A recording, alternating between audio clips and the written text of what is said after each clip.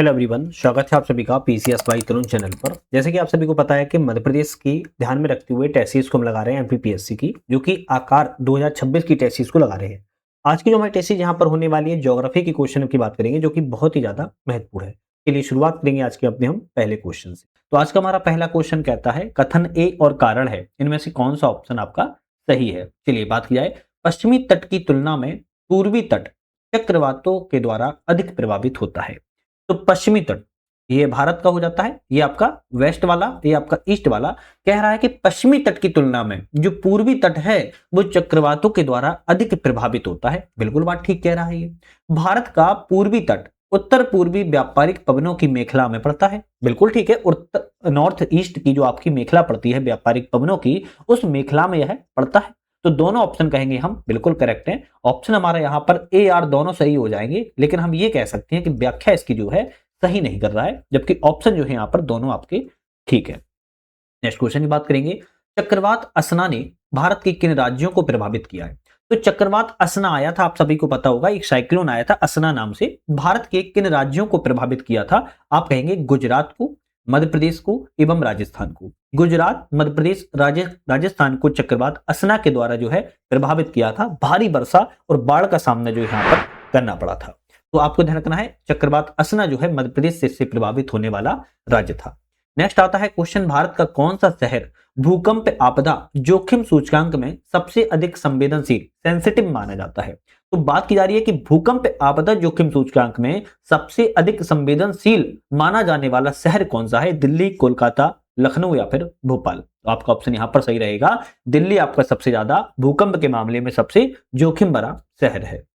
Next आता है, Sendai framework 2025-30 किससे संबंधित है। तो 15 वर्षीय योजना है सेंडाई फ्रेमवर्क। यह किससे संबंधित, जलवायु परिवर्तन, आपदा जोखिम न्यूनीकरण, ग्रीन हाउस गैस उत्सर्जन या फिर पर्यावरण संरक्षण। ऑप्शन आपका सही रहेगा, आपदा जोखिम न्यूनीकरण से संबंधित सेंडाई फ्रेमवर्क है, जो कि 2015 से लेके 2030 तक इसका जो है टारगेट या लक्ष्य जो है रखा गया है। नेक्स्ट क्वेश्चन आता है, भारत के हिमालयी राज्यों में मानसून के दौरान जो आपदाएं बढ़ने के पीछे कौन सी प्रमुख जो है वजह रहती है। तो भारत के हिमालयी राज्यों में मानसून के दौरान जो आपदाएं बढ़ जाती हैं, जो आपकी आपदाएं बढ़ जाती हैं, उसकी प्रमुख वजह क्या है बढ़ने की। ऑप्शन रहेगा सबसे ज्यादा ग्लेशियरों का पिघलना और भूस्खलन का होना। यह सबसे ज्यादा आपकी जो है आपकी क्या है आपदाएं आने के लिए कारण है।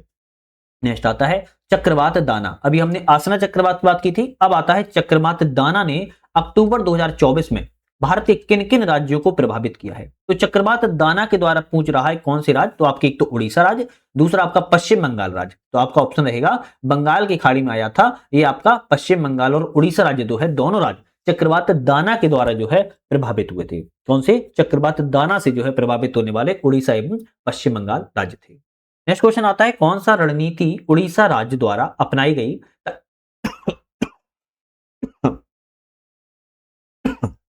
सॉरी। नेक्स्ट क्वेश्चन आता है, रणनीति उड़ीसा राज्य द्वारा अपनाई गई ताकि चक्रवातों के प्रभाव को कम किया जा सके। तो ऐसी कौन सी रणनीति अपनाई गई उड़ीसा सरकार के द्वारा जिससे चक्रवातों के प्रभाव को कम किया जा सके। ऑप्शन रहेगा, तटीय क्षेत्रों का पुनरुद्धार किया जाए, पारिस्थितिकी जो लचीलापन है, फ्लेक्सिबिलिटी जो है यहाँ पर बढ़ावा देना, सबसे ज्यादा उड़ीसा सरकार के द्वारा जो अपनाई गई है, जिससे जो आपदाएं आती हैं या चक्रवात से जो जोखिम होते हैं उनको कम किया जा सके। नेक्स्ट क्वेश्चन आता है, अच्छा एक छोटा सा अपडेट है, आप सभी लोग टेस्ट सीरीज की ना पीडीएफ मांगते हो, जैसे हमारी आकार की लग रही है, एमजीआईसीएस की लग रही है, एसएमजे की लगा रहे हैं, सफलता की, चेम, इन सभी की टेस्ट सीरीज की जो पीडीएफ है आपका हमारे ऐप पर मिल जाएगी, जिसका नाम यूपीएससी नट नाम से, डिस्क्रिप्शन में लिंक दे दिया है, वहां से डाउनलोड करके टेस्ट सीरीज वाले सेक्शन में जाओगे, वहां से पीडीएफ निकलवा सकते हो और प्रिंट आउट उसका जो है करवा के आप सॉल्यूशन और क्वेश्चन दोनों ही चीजें लगा सकते हो। तो आप अपने अकॉर्डिंग जो है देख लेना किसकी आपको डाउनलोड करके जो है प्रिंट आउट वगैरह निकलवाना है। चलिए क्वेश्चन की बात की जाए, भारतीय राष्ट्रीय महासागर सूचना सेवा केंद्र कहां पर स्थित है। भारतीय राष्ट्रीय महासागर सूचना सेवा केंद्र की बात की जा रही है, कहां पर है। ऑप्शन रहेगा हैदराबाद में स्थित है। कहां पर है, हैदराबाद में स्थित है। बड़ा प्यारा क्वेश्चन है और एक इंपोर्टेंट क्वेश्चन है, एग्जाम में क्वेश्चन आते हैं। भारत का कौन सा राज्य भूकंप, बाढ़, चक्रवात और भूस्खलन चारों प्रमुख खतरों से सर्वाधिक प्रभावित होता है। तो भूकंप से, बाढ़ से, चक्रवात से, भूस्खलन से, चारों ही कारणों से सबसे ज्यादा खतरा प्रभावित होने वाला राज्य की बात की जा रही कौन सी है। तो एक ऐसा राज्य है जो कि असम राज्य है, सारी प्रमुख आपदाओं को जो है झेलता है, सारी आपदाओं को यह जो है झेलता है। नेक्स्ट आता है, भारत में तटीय कटाव से सर्वाधिक प्रभावित राज्य कौन सा है? तटीय कटाव से सर्वाधिक प्रभावित राज्य की बात की जाए भारत में, केरल राज्य, ध्यान रखिएगा।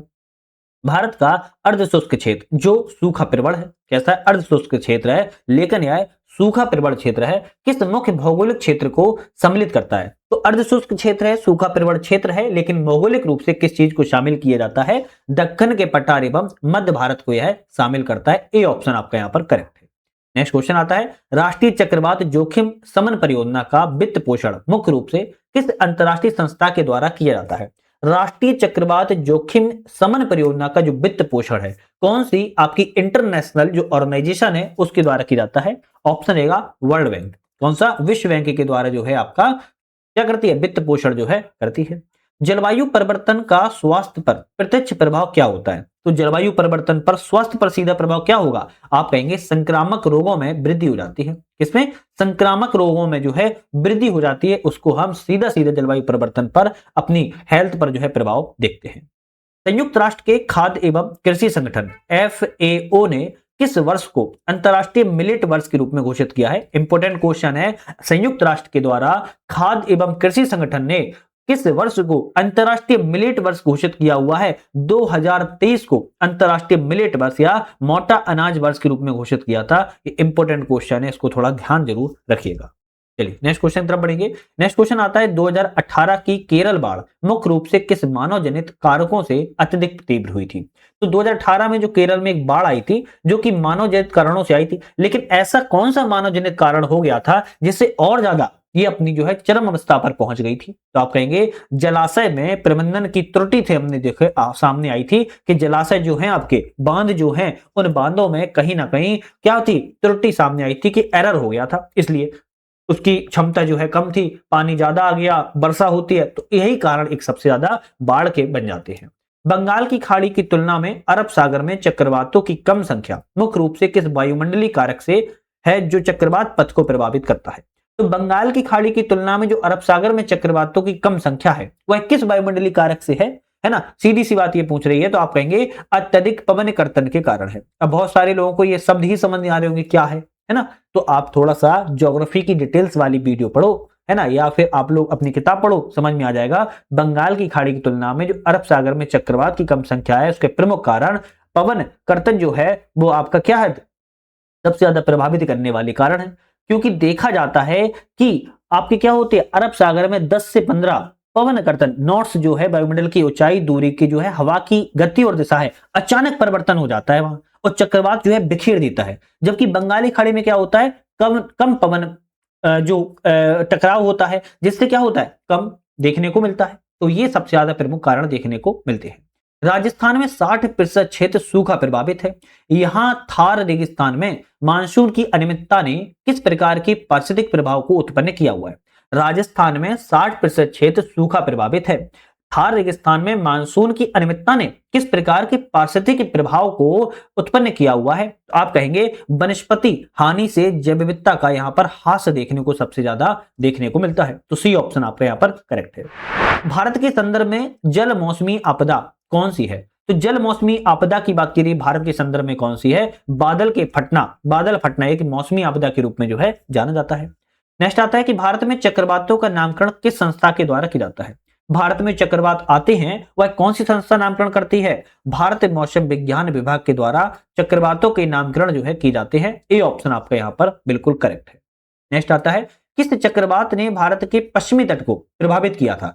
आसानी, अम्फन, मोचा या ताउते? तो आप कहेंगे ताउते। ताउते एक ऐसा चक्रवात था जो कि पश्चिमी तट वाले, ये वाला तट है जो आपकी अरब सागर वाले तट है, जो वहां पर जो है सबसे ज्यादा प्रभावित करने वाला चक्रवात था ताउते था। कौन सा था? ताउते था, जिसने गुजरात के तट क्षेत्र को सबसे ज्यादा प्रभावित जो है किया हुआ था।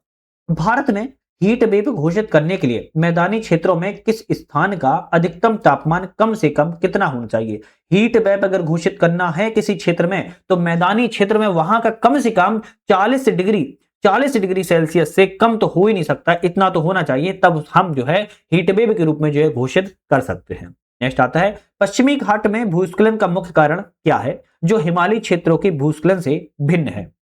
क्या कह रहा है, पश्चिमी घाट में जो भूस्खलन का मुख्य कारण है वो ऐसा कौन सा है जो हिमालय क्षेत्र के भूस्खलन से भिन्न माना जाता है? तो ऑप्शन यहां पर रहेगा आपका तीव्र एवं केंद्रित मानसूनी वर्षा जो है आपको देखने को मिलती है। कहां पर? आपके पश्चिमी घाट पर। पश्चिमी घाट पर एकदम से क्या होती है, वर्षा का फट जाती है, वर्षा एकदम से बादल का फटना एक तरीके से होता है। तो भूस्खलन के कारण और हिमालयी क्षेत्रों में दोनों में अंतर जो है देखने को मिलता है। नेक्स्ट आता है, किस चक्रवात ने भारत एवं श्रीलंका दोनों को प्रभावित किया है? तो ऐसा कौन सा चक्रवात था जिसने भारत और श्रीलंका दोनों को प्रभावित किया है? तो ऐसा चक्रवात था फेंगल चक्रवात। कौन सा था?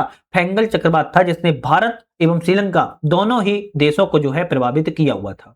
चलिए नेक्स्ट क्वेश्चन आता है, उष्णकटिबंधीय चक्रवात निर्माण के लिए आवश्यक दशाएं कौन सी नहीं है? आवश्यक दशाएं चारों में कौन सी नहीं होती हैं उष्णकटिबंधीय चक्रवात के लिए? गर्म महासागरीय जल बिल्कुल होती है, बढ़ती नम हवा के साथ वायुमंडलीय का अस्थिरता होना बिल्कुल सही है, उच्च आर्द्रता का होना ये भी सही है। लेकिन ध्यान रखिएगा, अगर दो विपरीत स्वभाव वाली राशियों का मिलना होगा तो चक्रवात की दशाएं तो नहीं बनेगी। तो हम कहेंगे भाई साहब आपका ऑप्शन डी वाला जो है नहीं है, ऑप्शन डी वाला जो है गलत है। नेक्स्ट क्वेश्चन की बात की जाए, जलवायु परिवर्तन से कृषि पर क्या क्या परिवर्तन देखने को नहीं मिलते हैं? तो इन चारों में एक गलत होगा। कौन से नहीं मिलेंगे? देखा, फसल पकने की अवधि में परिवर्तन हो सकता है, ये तो बिल्कुल देखने को मिलेगा। फसलों का उत्पादन प्रभावित हो सकता है, ये भी सही बात है। फसलों में बीमारी भी बढ़ सकती है, ये भी सही है। फसलों में बीमारी होती पता है ना? हाँ। फसल पोषण में वृद्धि नहीं, ये कोई परिवर्तन का कारण जो है नहीं हो सकता है। तो डी ऑप्शन आपका यहां पर भी आपका गलत रहेगा, है ना? फसल पोषण में वृद्धि से संबंधित नहीं है। भारत की नदी जोड़ो परियोजना जलवायु परिवर्तन के परिणामों से निपटने के लिए किस प्रकार सहायक है? तो भारत में जो नदी जोड़ो परियोजना की भूमिका चल रही है, जलवायु परिवर्तन परिणामों से निपटने के लिए किस प्रकार सहायक हो सकती है? ऑप्शन रहेगा आपका पेयजल की सप्लाई बढ़ सकती है, कहीं सूखा है तो कहीं बाढ़ आ रही है तो इसको क्या किया जा सकता है? कंट्रोल किया जा सकता है। सिंचाई में वृद्धि हो सकती है, जहां सूखा है पानी लाके वृद्धि की जा सकती है सिंचाई में। बाढ़ एवं सूखे के प्रभाव को एक साथ कम किया जा सकता है, जहां बाढ़ आ रही है वहां सूखा आ रहा है तो इन दोनों को शिफ्ट कर दो जल को, तो क्या होगा? नदी जोड़ों से आपके इस प्रकार को भी कम किया जा सकता है। तो हमारा ऑप्शन रहेगा डी, क्योंकि सभी ऑप्शन आपकी नदी जोड़ो परियोजनाओं के बारे में सही है। नेक्स्ट क्वेश्चन की बात किया है, भारत में कृषि सूखे की निगरानी के लिए किस उपग्रह डेटा का सर्वाधिक उपयोग किया जाता है? तो कृषि सूखे की निगरानी के लिए ऐसा कौन सा डेटा है, उपग्रह सैटेलाइट है जिसका उपयोग किया जाता है? हम कहेंगे रिसोर्स सेट, है ना? साइंस में पढ़ा होगा आपने, रिसोर्स सेट का जो है हम प्रयोग करते हैं आपकी किसके लिए? कृषि क्षेत्र की निगरानी करने के लिए रिसोर्स सेट का प्रयोग किया जाता है। भारत के भूकंपीय जोनिंग मानचित्र के अनुसार सबसे अधिक भूकंपीय खतरे वाला क्षेत्र कौन सा होता है? जोन दूसरा, जोन तीसरा, जोन चौथा या जोन पांचवा? ऑप्शन रहेगा जोन पांचवा। कौन सा? जोन जो 5 होता है वो सबसे अधिक भूकंपीय खतरे वाला क्षेत्र के रूप में जो है जाना जाता है। और ये कौन करता है मानक? तो भारतीय मानक ब्यूरो मतलब कि BIS के द्वारा किए जाते हैं। भारत में जलवायु परिवर्तन पर प्रथम राष्ट्रीय कार्य योजना का शुभारंभ कब किया गया था? जलवायु परिवर्तन पर प्रथम राष्ट्रीय कार्य योजना के शुभारंभ की बात किया है 30 जून 2008 को किया गया था। ये ऑप्शन आपका यहाँ पर करेक्ट है। नेक्स्ट आता है, जवाहरलाल नेहरू राष्ट्रीय सौर ऊर्जा मिशन से संबंधित असत्य कथन कौन सा है? मतलब गलत यहाँ पर कथन जो है आपके किससे बात कर रहा है? जवाहरलाल नेहरू सौर ऊर्जा मिशन से संबंधित गलत ऑप्शन कौन सा है? इसका शुभारंभ 11 जनवरी 2010 को किया गया था, बिल्कुल सही है। इसका उद्देश्य ऊर्जा प्रयोग, सौर ऊर्जा में भागीदारी को बढ़ावा देना है, ये भी सही बात है। जलवायु परिवर्तन पर राष्ट्रीय कार्य योजना की 8 प्राथमिकताओं प्रायोरिटी में से एक प्रायोरिटी आपकी सौर ऊर्जा मिशन भी है, ये भी ठीक है। इसके तहत प्रतिवर्ष 500 मेगावाट सौर ऊर्जा का उत्पादन करने का लक्ष्य रखा गया है। तो भाई ये गलत है, क्योंकि 500 मेगावाट नहीं रखा गया है, हर साल 1000 मेगावाट का सौर ऊर्जा का जो है लक्ष्य रखा गया था। डी ऑप्शन आपका यहाँ पर गलत है, जबकि आप 3 ऑप्शन आपके यहाँ पर सही थे। नेक्स्ट आता है, असम में ब्रह्मपुत्र नदी बेसिन की बाढ़ प्रवणता मुख्य रूप से किस भौगोलिक कारक से है? तो असम में जो ब्रह्मपुत्र नदी के बाढ़ प्रवणता है वह किस कारण से सबसे ज्यादा देखने को मिलती है? तो भारी वर्षा एवं तलछट जमाव के कारण जो है सबसे ज्यादा ब्रह्मपुत्र नदी में बाढ़ की बारंबारता देखने को जो है मिल जाती है। एक तो भारी मात्रा बारिश भी हो जाती है और तलछटी में जो है जमाव भी मिट्टी का गाद का हो जाता है, जिसके कारण जो है पानी जो है कम मात्रा में यहां पर स्टोरेज हो पाता है, जिससे बाढ़ बढ़ जाती है। जलवायु परिवर्तन के कारण प्रवाल वृंजन में कौन से कारक शामिल हैं? जलवायु परिवर्तन के कारणों में प्रवाल वृंजन के कौन से कारण शामिल किए गए हैं? समुद्री तापमान में वृद्धि होना, बिल्कुल बात ठीक है। महासागरीय अम्लीकरणता होना, ये भी ठीक है। अवसादन में वृद्धि होना, तो ऑप्शन रहेगा हमारा 1 2 3। तो हम डी पे टिक लाएंगे। तीनों ही कारण जलवायु परिवर्तन के कारण प्रवाल वृंजन, प्रवाल को खतरे में जो है देखने को मिलता है। भारत में वातावरण का निरंतर बढ़ता तापमान और शहरी ऊष्मादीप प्रभाव किस आपदा के प्रभाव को बढ़ावा देता है? तो हम कहेंगे हीट वेव को बढ़ावा देता है। किसको? हीट वेव को। गांव से शहरी की ओर तापमान बढ़ता चला जा रहा है, लोग बढ़ते चले जा रहे हैं, बड़ी बड़ी हाई राइज बिल्डिंग बनती चली जा रही हैं, कंक्रीट का काम होता चला जा रहा है, कहीं ना कहीं हीट वेव आपदा को प्रभावित कर रहा है या बढ़ा रहा है। नेक्स्ट आता है जलवायु परिवर्तन पर निम्नलिखित संयुक्त राष्ट्र फ्रेमवर्क कन्वेंशन सम्मेलनों को एक कालक्रम में व्यवस्थित कीजिए। जलवायु परिवर्तन पर संयुक्त राष्ट्र फ्रेमवर्क कन्वेंशन सम्मेलनों को एक कालक्रम में व्यवस्थित करना है। कैसे करेंगे? तो सबसे पहले हम व्यवस्थित करेंगे कैसे? तो ऑप्शन रहेगा आपका यहां पर सबसे पहले कोपेनहेगन सम्मेलन, कोपेनहेगन सम्मेलन है ना। इसके बाद आपका दोहा सम्मेलन, पेरिस सम्मेलन, उसके बाद कोटोविस सम्मेलन। तो आपकी सही ऑप्शन है तो हम कहेंगे सी वाला रहेगा। 1 2 3 4 आपके सभी ऑप्शन यहां पर करेक्ट है। अगर थोड़ा सा अगर बात की जाए कि आपकी कोपेनहेगन सम्मेलन कब हुआ था, है ना, ये भी आपका ऑप्शन आ सकता है। तो अब आप कहेंगे 2009 से संबंधित है। दोहा सम्मेलन की बात की जाए 2012 से संबंधित है। पेरिस सम्मेलन 2015 से संबंधित है और कैटोविस सम्मेलन की बात की जाए तो आपके 2018 से संबंधित है। तो ऑप्शन इस तरीके से आपका सी वाला ही यहां पर जो है करेक्ट हो जाएगा, ध्यान रखिएगा।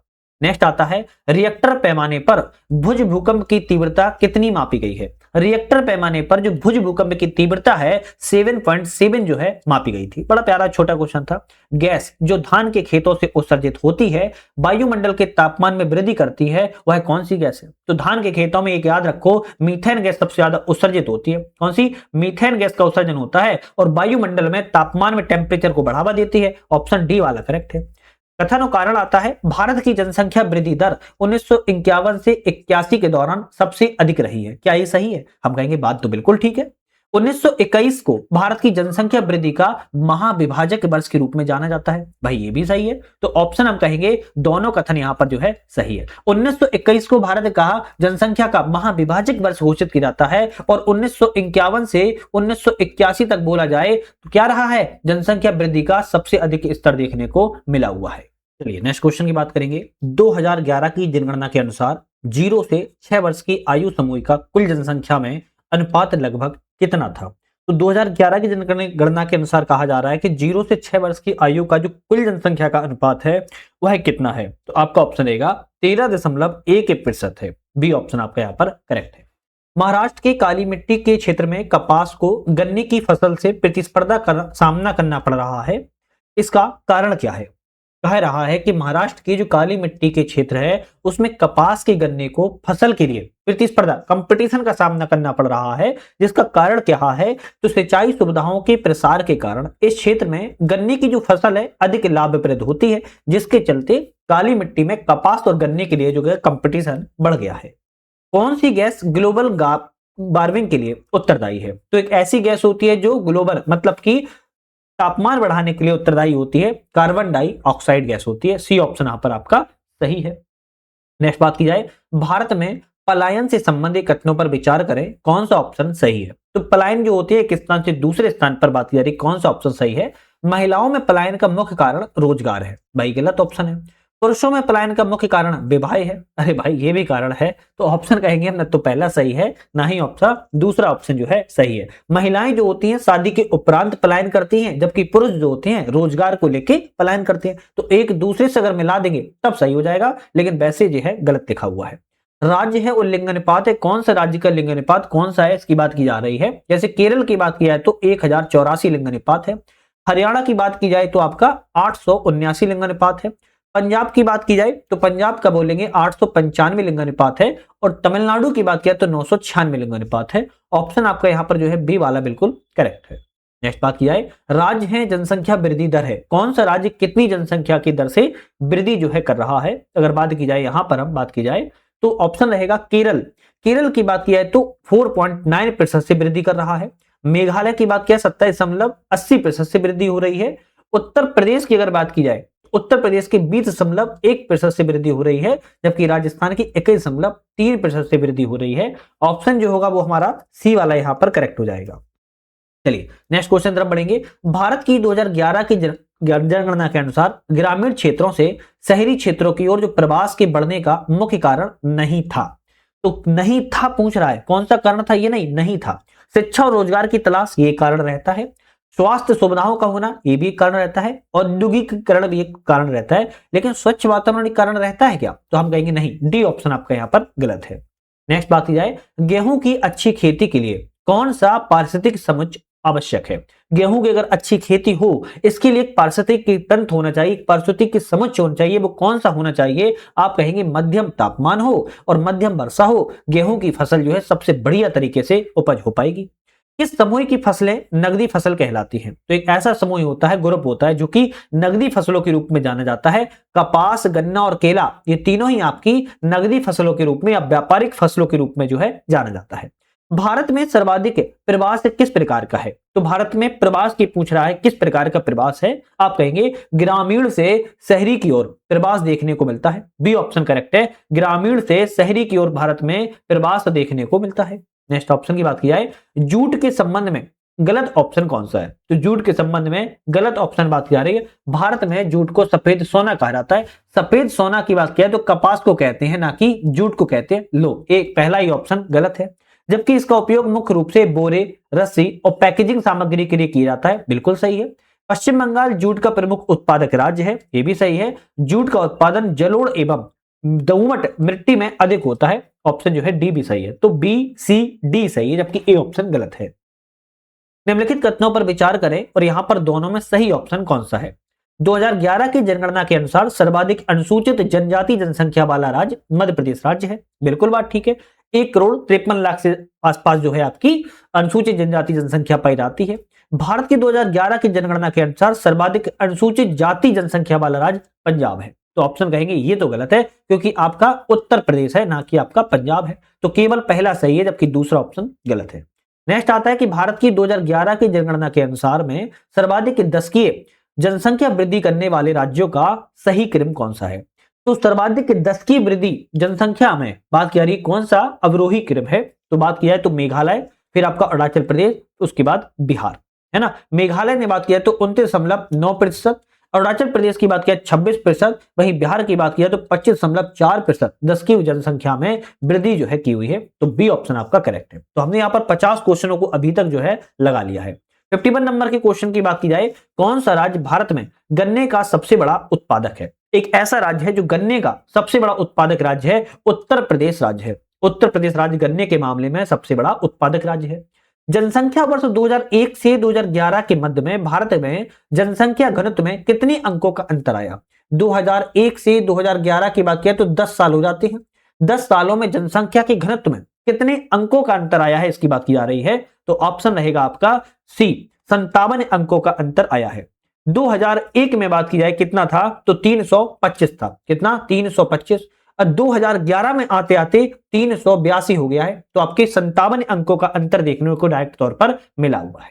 नेक्स्ट ऑप्शन आता है, भारत में कुल खाद्यान्न उत्पादन के संबंध में राज्यों का क्रम कौन सा है। खाद्यान्न के मामले में राज्यों का क्रम बात पूछ रहा है, कौन सा आपका सही है। तो खाद्यान्न के मामले में बात किया तो उत्तर प्रदेश, मध्य प्रदेश और पंजाब। तो यूपी, एमपी और पंजाब कहेंगे ए ऑप्शन आपका करेक्ट है। निम्नलिखित कथनों पर विचार करें, कौन सा ऑप्शन सही है। कथनों पर विचार करना है, मध्य प्रदेश और महाराष्ट्र मिलकर भारत के कुल सोयाबीन उत्पादन का पूरे भारत का 80% उत्पादित करते हैं। बिल्कुल बात ठीक है। मध्य प्रदेश को तो सोया प्रदेश भी कहते हैं। राजस्थान भारत के कुल सोयाबीन उत्पादन का 10% से कम उत्पादन करता है। तो ये भी सही है, सी ऑप्शन रहेगा। एक और दो दोनों ऑप्शन करेक्ट है। नेक्स्ट क्वेश्चन की तरफ बढ़ेंगे। असत्य कथन का चयन कीजिए, गलत ऑप्शन चारों में कौन सा है, इसकी बात की जा रही है। जैसे बात की जाए यहां पर हम, तेलंगाना चावल का उत्पादन में देश में प्रथम स्थान पर है। बिल्कुल सही है। उत्पादन, उत्तर प्रदेश गेहूं उत्पादन में देश में प्रथम स्थान पर है, ये भी सही है। मध्य प्रदेश तिलहन में उत्पादन में देश में प्रथम स्थान पर है। तो मध्य प्रदेश तिलहन में नहीं है, आप कहेंगे कौन सा है, दलहन उत्पादन में मध्य प्रदेश, महाराष्ट्र, राजस्थान आता है। लेकिन अगर बात यहां पर की जाए केवल तिलहन की, कुल तिलहन में, तो आप कहेंगे सी ऑप्शन यहां पर गलत है।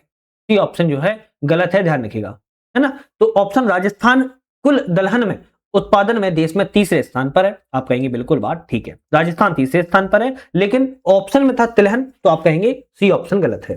दिए गए सहायता से हरित क्रांति के संबंध में चयन करना है घटक कौन कौन से हो सकते हैं।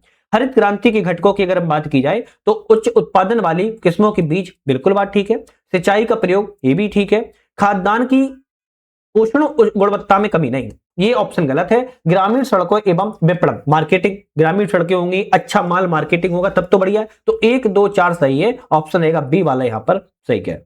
नेक्स्ट आता है जनसंख्या वृद्धि के लिए मुख्यतः कौन सी जननांकिकीय कारक उत्तरदायी है। तो जनसंख्या वृद्धि के लिए जननांकीय कारक कौन से उत्तरदायी हो सकते हैं? आप कहेंगे जन्म दर, मृत्यु दर और प्रवास, तीनों ही हो सकते हैं, तो डी ऑप्शन सही है।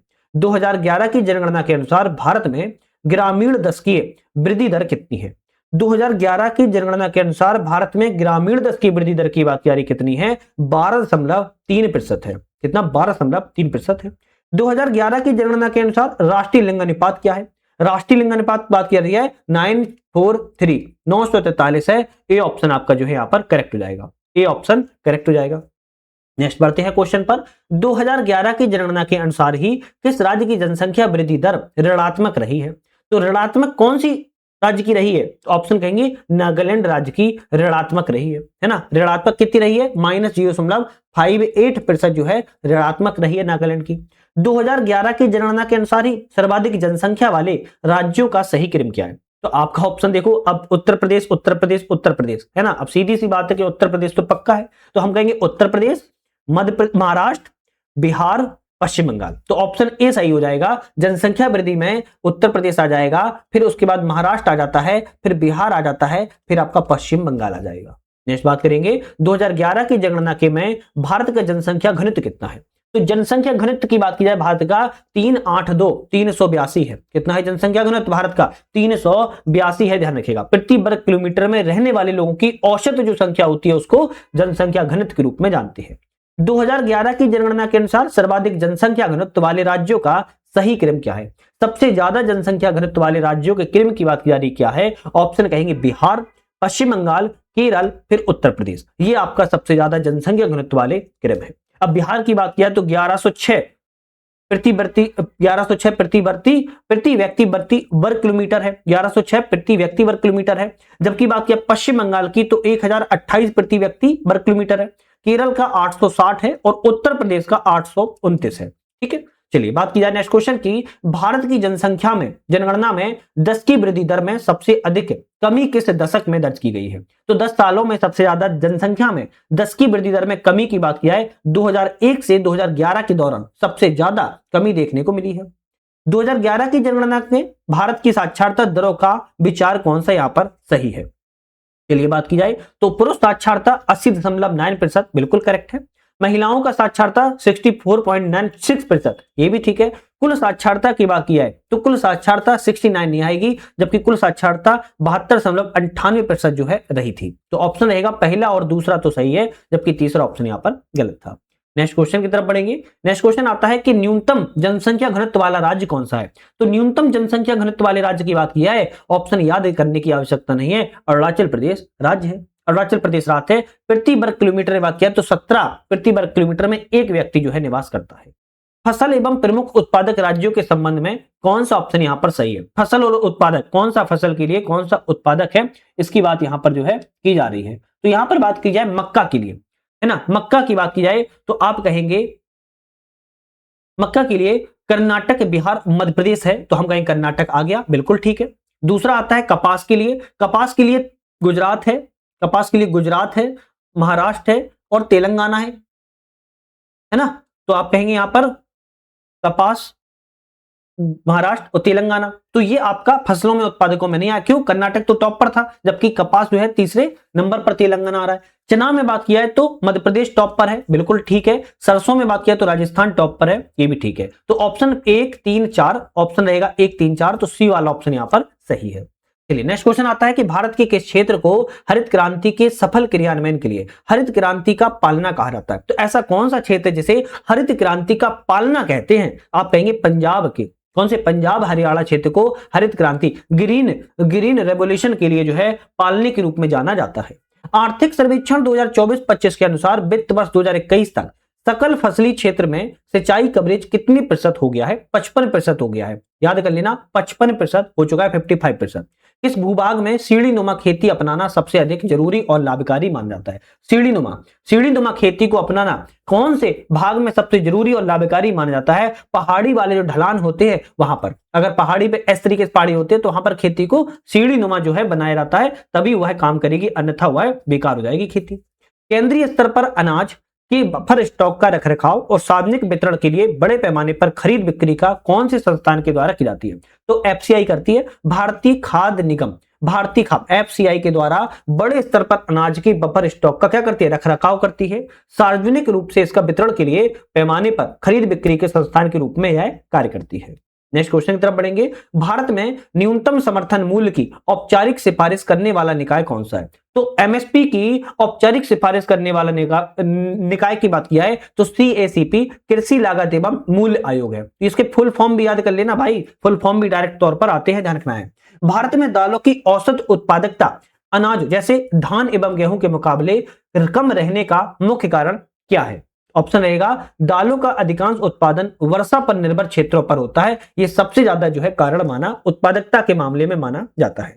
कौन सा एक रबी फसल है? तो इन चारों में रबी फसल कौन सी है? तो आप कहेंगे गेहूं एक रबी फसल है, जबकि चावल, मक्का, बाजरा कैसी है? ये आपकी खरीफ की फसलें हैं, जबकि गेहूं जो है आपकी रबी की फसल है।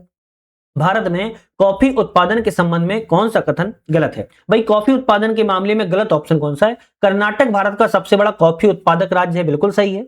भारत में अरेबिका और रोबस्टा जैसी उच्च गुणवत्ता वाली कॉफी की किस्में उत्पादित की जाती हैं, ये भी ठीक है। भारत अपनी उत्पादक कॉफी का 30% निर्यात और 70% घरेलू उपयोग के लिए करता है। नहीं भाई, ये गलत लिखा है। 70% जो है भारत जो है निर्यात करता है, 70% जो है निर्यात करता है और 30% से कम ही जो है आपका आयात करता है या घरेलू उपयोग के लिए लेता है, आयात नहीं करता, सॉरी घरेलू उपयोग के लिए लेता है। तो सी ऑप्शन आपका यहां पर गलत है। कॉफी उत्पादन के लिए ऊंची पहाड़ी, अच्छी जल निकास वाली मिट्टी और छायादार पेड़ होने आवश्यक माने जाते हैं। तो ए, बी और डी ऑप्शन सही थे, जबकि सी ऑप्शन आपका यहां पर गलत था। ठीक है, चलिए नेक्स्ट आता है कि पीली क्रांति किस फसल के लिए जानी जाती है? पीली क्रांति तो छुपा है, पीली मतलब तिलहन। तिलहन कैसी होती है? पीली टाइप की, खाद्य तेल से संबंधित होती है। पीली क्रांति तिलहन क्रांति के लिए जो है जानी जाती है।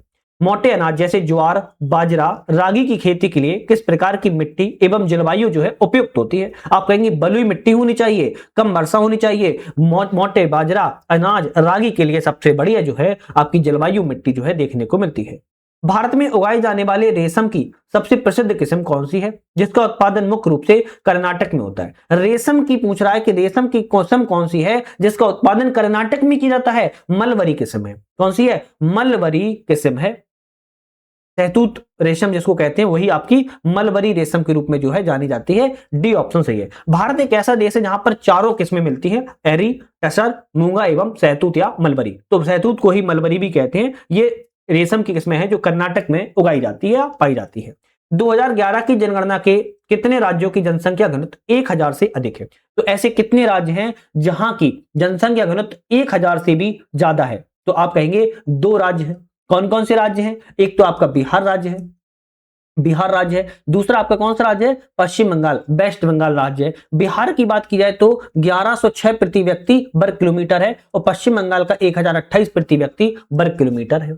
नेक्स्ट आता है कि भारत में खाद्य सुरक्षा के संदर्भ में सार्वजनिक वितरण प्रणाली पीडीएस और लक्षित सार्वजनिक वितरण प्रणाली टारगेटेड पीडीएस के बीच में प्रमुख अंतर क्या है, इसकी बात की जा रही है। तो आप कहेंगे जो प्रमुख अंतर है, सार्वजनिक वितरण प्रणाली में सभी के रियायती खाद्यान्न उपलब्ध होते हैं, जबकि लक्षित सार्वजनिक प्रणाली में केवल गरीबी रेखा से जो बीपीएल धारक होते हैं उससे नीचे परिवारों को जो है लक्षित किया जाता है। तो पीडीएस में सभी के लिए और टीपीडीएस में जो है टारगेटेड ऑडियंस जो है या टारगेटेड जो है आपके गरीबी रेखा से नीचे वाले लोगों को दिया जाता है।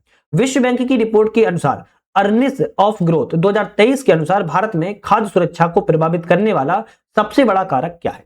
खाद्य सुरक्षा को प्रभावित करने वाला सबसे बड़ा कारक जलवायु परिवर्तन के कारण फसलों का बढ़ता दबाव, ये सबसे ज्यादा कारण कहा जा रहा है विश्व बैंक की रिपोर्ट के अनुसार। नेक्स्ट आता है कि भारत सरकार की one nation one ration card योजना का मुख्य उद्देश्य क्या है?